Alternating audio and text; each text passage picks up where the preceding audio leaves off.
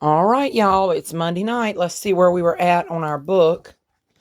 We are at Joseph's dreams. I need a light here. Genesis 37.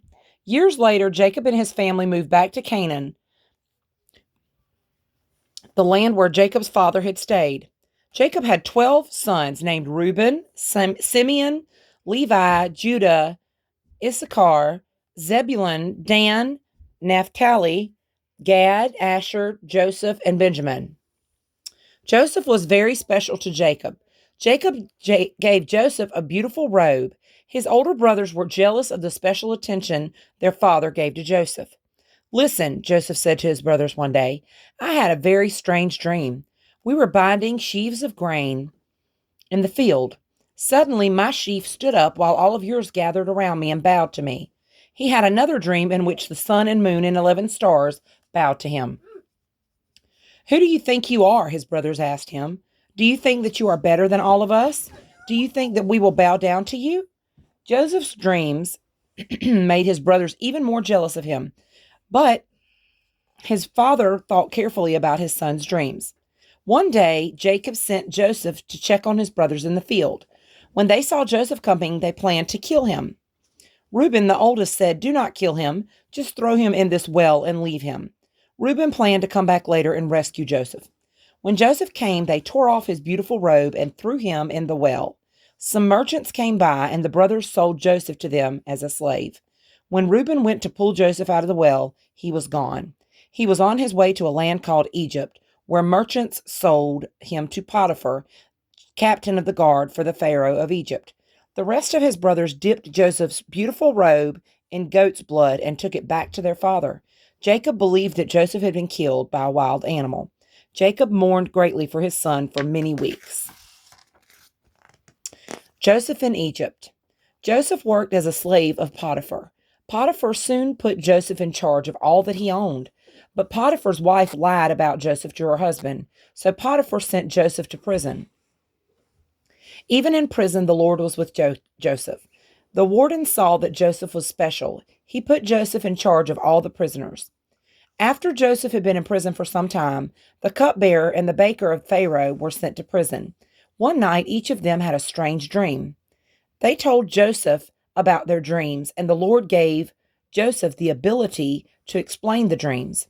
Joseph told the cupbearer that he would soon be free again. Please tell Pharaoh about me, Joseph said, and ask him to let me out of here. The cupbearer forgot about Joseph for 2 years until Pharaoh had a strange dream. Joseph was brought to him. Can you interpret my dreams? Pharaoh asked. I can't, but God can, Joseph replied. Your dreams are a warning. 7 years of terrible famine will strike Egypt. Crops will not grow, and there won't be enough food to eat. What can we do? Pharaoh asked. During the 7 good years before the famine, store 1/5 of each year's harvest. Then there will be food in the land when the famine comes. Pharaoh did as Joseph said and put Joseph in charge. When the famine came, people from other countries traveled to Egypt to buy grain.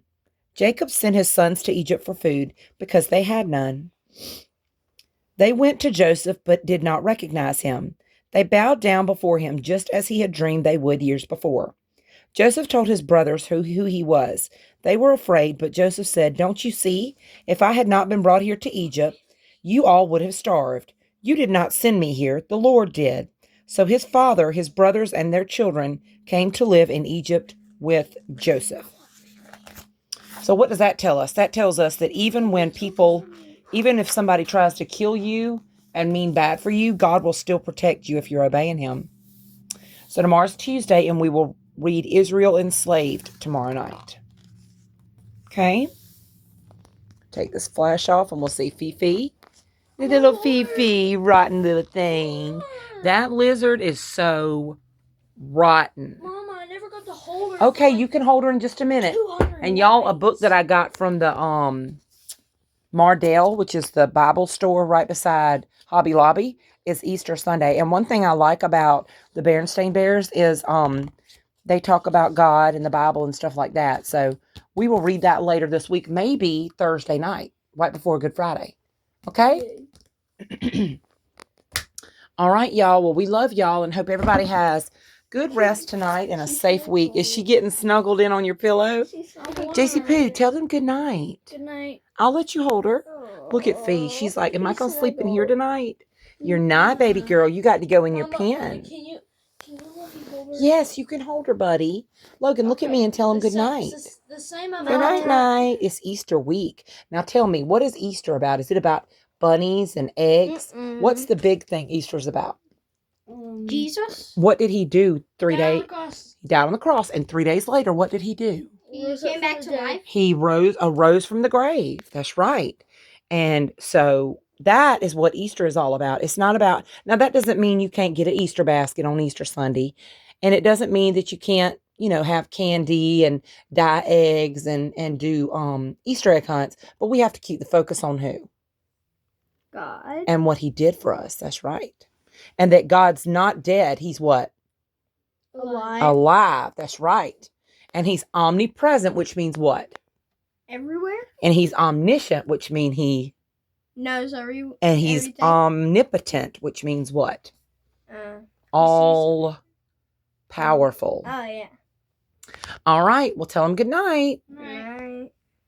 See y'all tomorrow.